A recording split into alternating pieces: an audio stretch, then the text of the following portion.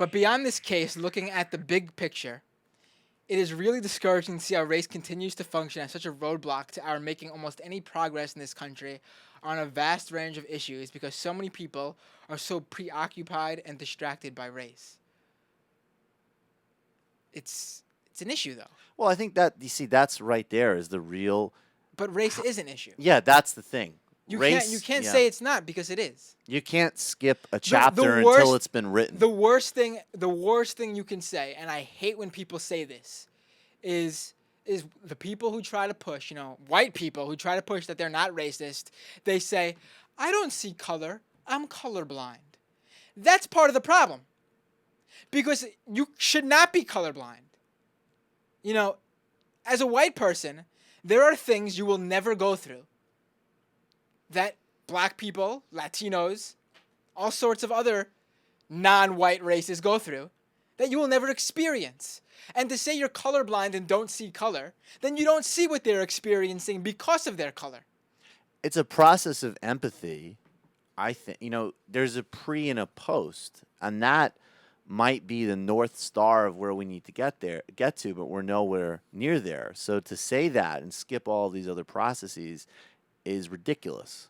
And I also think, I remember one time, right after President Obama's first inauguration, I don't know if people remember this, but a lot of people didn't like it. Rick Warren, who gave one of the speeches, I forgot what the proper term is, but he also had the Reverend Joseph Lowery, who's a veteran civil rights leader, and that was sort of like the counterbalance to Warren. And Lowery made some totally gentle and innocuous comment about race during Obama's first inauguration, and it was so. I mean, not only was it innocuous and a little bit funny, as I recall, it was like abundantly necessary because pretty much nobody else had acknowledged it. And I remember I was in college at the time, and I overheard this kid, liberal white kid, and he's just like, I really liked Obama's inauguration, but I just wish, can't we just get over the race thing already? And it's like, you simply cannot say that. You being who you are saying that is a performative contradiction. And we need to get that. And really actually getting that, is the step that's going to get us some point far into the future where maybe we can set it aside more, but we're just nowhere near there. Here's why race is an issue. Especially, let's bring up the Trayvon Martin case and compare it to another case.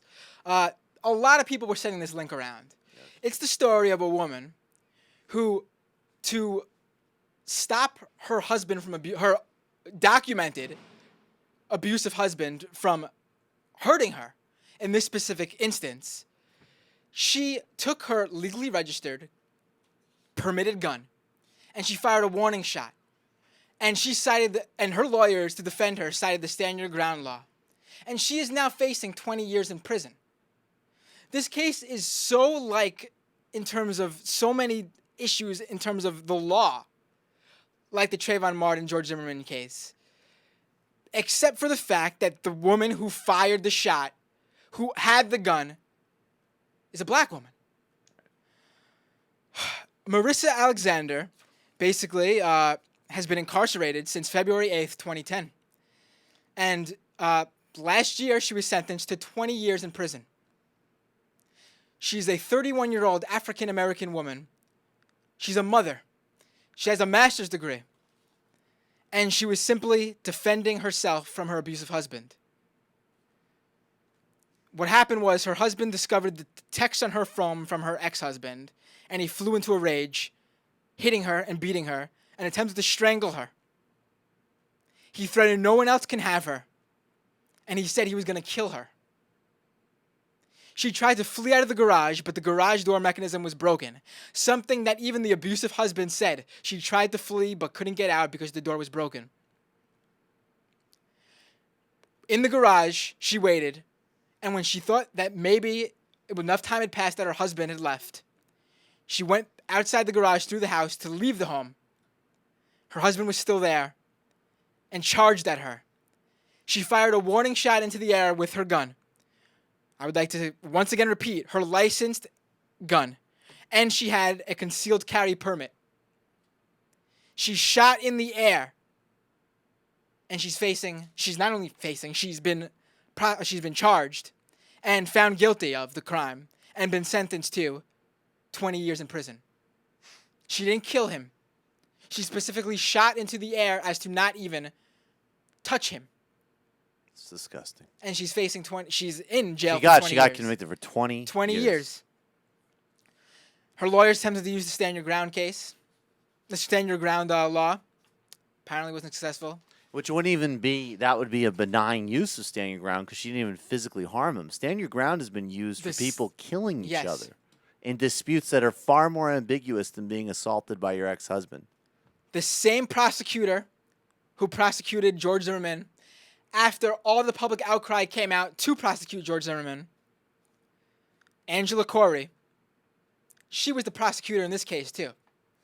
Except she was able to win this one. And she was able to put this woman in jail for 20 years.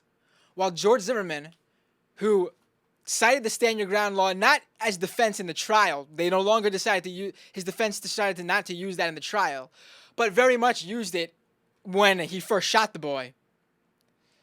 He's free now. And he killed Trayvon Martin that night.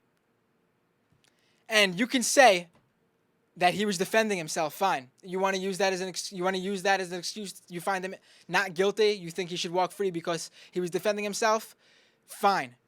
But why aren't you saying something about this woman who was defending herself with her firearm and is now in jail for 20 years? Where is the NRA speaking out for this woman? Where's everybody speaking out for this woman?